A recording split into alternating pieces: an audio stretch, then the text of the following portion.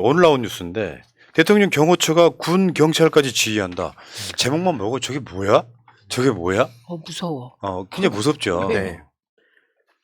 관련 보도 잠깐만 보시면 같은 이야기인데 대통령 경호처가 군 경찰까지 지휘한다 이렇게 나와가지고 예전에는 군인을 움직이려면 국방부라는 걸 통해 가지고 움직여야 되잖아요. 네. 근데 이번에는 경호처가 대통령 경호를 위해서라면 군대를 바로 갖다 쓸 수 있다 이거잖아요. 네. 사실 이것도 어떤 위헌적 요소가 있는 거 아니에요? 아니, 그러니까 지금 그런 요소들이 너무 많이 생기니까 사람들이 무감각해지는 것 같긴 한데 일단 이 뉴스를 접하면 무서워요. 그리고 혹시 내년에 무슨 일이 터질라나 뭐 이런 생각이 들어요. 막 무섭다고요. 그래서 네. 각종 상상이 되는 건데 오늘 이에 대해서 대통령실이 해명 자료를 내긴 했습니다. 지금도 그런데 이거를 시행령으로 구체화시키는 거다 이렇게. 네, 그래서 현재 있는 규칙과 시행령을 비교를 해봐야 하는데 이제 경호 지역 내라고 지금 강조하고 있는 거예요. 근데 굳이 왜 이렇게 하느냐? 왜 시행령으로 올리느냐? 그냥 일단 본인 자체의 일말의 불안감이 작동하는 거 아닐까요? 그러니까 우리가 대통령실 이전해가지고 어. 청와대 폐지하고 나와가지고 오히려 우리들이 걱정해줬잖아요. 대통령의 경호가 안위가 걱정된다. 근데 그걸 이제서야 좀 정말 그럴 수도 있겠다 이런 거일 수도 있겠어요. 그러니까 어떤 구조냐면은 군대가 지금 군사보호구역이 관저 같은 데가 됐고 그러면은 기본적으로 그 군대 자체가 파견 형태로 경찰도 그렇잖아요.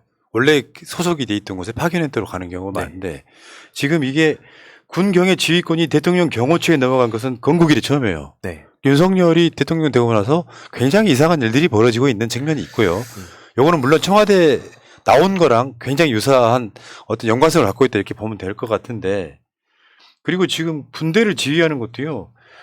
차라리 그럴 거면 군대에 준하는 경호처를 만들면 되는데 소속 기관 지휘 체계를 거치는 게 당연한데도 요거를 바로 지휘할 수 있게 한다 그러면 사실은 지휘 체계가 두 개 생기는 거잖아요.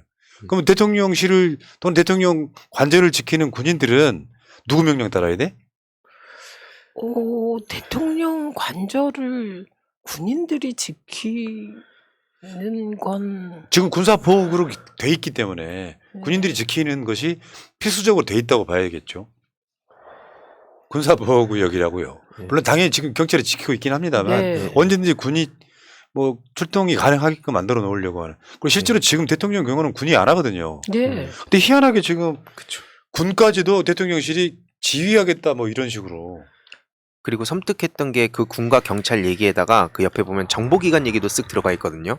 정보기관도 그 각계 공무원들도 그 경호처 지휘감독 안에 들어간다는 얘기가 들어가는 거 보면서 전 진짜 무서웠어요. 이 정보기관이 여태까지 어떤 짓을 저질렀고 문재인 정부에서 그걸 개혁하기 위해서 얼마나 많은 노력을 했는데 지금 또 이런 식으로 우회해가지고 꼼수 쓰는 거 아닌가 생각 들었고 말씀하셨듯이 1963년에 그 대통령 경호법 제정 이래 처음으로 이런 일이 벌어진다니까 이제는 진짜 전두환 박정희보다 더 막 나가는구나라는 얘기가 벌써 나오고 있고 안 그래도 그런 비판 받고 있었는데 여기 불난데 기름을 끼얹는 거 보면서 아까 말씀하셨듯이 뭔가 이게 이유가 있지 않나 그런 의심을 할 수 있는 그래서 사안이라고 차지철이 떠오르잖아요. 그러면.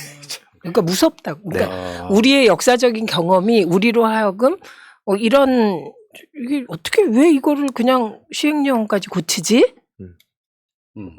이게 푸나님 말대로 단순히 두려움이나 겁 때문이라면 차라리 낫다는 거예요. 저는. 네, 그래서 역사적 상상력과 결합되면 정말 등골이 서늘하다. 국방부를 거치지 않고 바로 군을 통솔할 수 있다. 이를테면 이게 사병처럼 부려질 가능성이 있는 거잖아요. 그러면 제가 왜 무섭다고 하냐면 국방부는 내각이잖아요. 그러면 내각의 통수권자가 대통령이잖아요. 그런데 어쨌든 국방부에 장관을 두잖아요. 직업군인이잖아요. 통해서 하는 건 이 직업군인은 군인의 윤리가 있단 말이죠. 그리고 이 서열이 있기 때문에 이 서열에 따른 절차라는 것을 지켜야 돼요. 이 과정에서 통제가 된단 말이죠. 그런데 제가 무섭다는 건 이 직업군인의 윤리와 민주적 절차에 따른 내부 총재가 안 되는 상황이 상상된다. 그래서 무섭다는 거고. 또 하나는 지금 검찰 출신 대통령이시잖아요. 이게. 네. 그리고 법무부 장관이 바로 아주 가까운 우동훈 네, 검사 출신이잖아요. 우동훈 좌상민. 네, 그러니까 검찰까지 지금 사실상 장악하고 있다고 봐야 되고 이상민으로 하여금 경찰을 장악하면 이게 뭐가 되냐고요. 아니 최근에 그리고 대통령 경호처 이게 다른 기사에 묻혔는데 그 기사에 나왔던 것 중에 문제제기 나왔던 것 중에 코바나 그 이사 도울 때 직원들 거기 동원됐다는 얘기가 나왔다가 지금 사라졌거든요. 그러니까 이런 그러니까 사실상 김건희 씨를 의심할 수밖에 없는 상황에서 이 군 경찰 얘기까지 나오면 국민들 당연히 섬뜩할 수밖에 없습니다. 이게 상상 이상의 일들이 계속 벌어지고 있는데 네. 어떻게 되는 걸까 이게?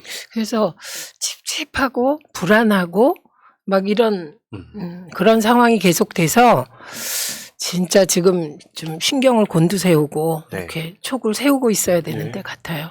예. 어쨌건 윤석열 씨는 자기 보호에는 정말 열심인 것 같아요. 네. 그 대통령실 이전 관련한 예산 꼼꼼하게 숨겨가지고 알차게 지금 해드시고 계시잖아요. 관저까지도 지금 수십억이 투입됐어 리모델링에.